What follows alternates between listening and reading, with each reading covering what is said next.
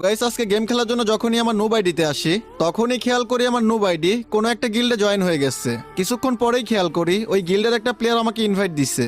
Hello Hasib, লবিতে তারা কি করো? যাও গেম খেলো আর গিল্ডের গ্লোরি কমপ্লিট করো। কি বললি আবার বলতো?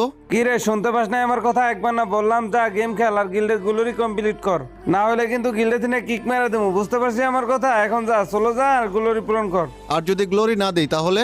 মনে হচ্ছে তোকে গিল্ডে থেকে কিক মারতে হবে, দাঁড়া তুই। আচ্ছা তুই আমাকে গিল থেকে বের করবি? হ্যাঁ তো কি করব, তোর মতো বট পোলাপান গিল্ডে রেখে কোনো লাভ আছে?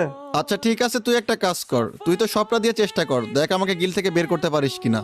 হ্যালো অফিসার, এই হাসিবরে গিল্ডে থেকে কিক করো, এর গিল্ডে রেখে কোনো লাভ নাই। আরে পাগল চুপ কর, কি বলিস এইসব? আরে ভাই বললাম হাসিবরে গিল্ডে থেকে কিক করো। আজকে মনে হচ্ছে তুই শেষ, তুই থাক, আমি গেলাম। আরে এ আবার কই চলে গেল? দাঁড়া, তোকে একবার সোজাসুজি গিল্ডেটারকে ডেকেই কিক করাবো।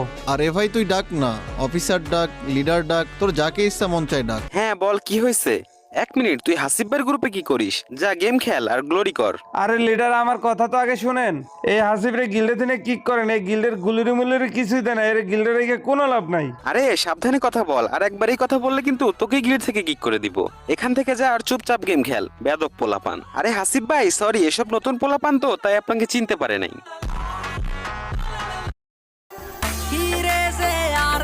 তো গাইস আজকে গেম খেলার জন্য যখনই আমার নুব আইডিতে আসি তখনই খেয়াল করি আমার নুব তো গাইস আজকে গেম খেলার জন্য যখনই আমার নুব আইডিতে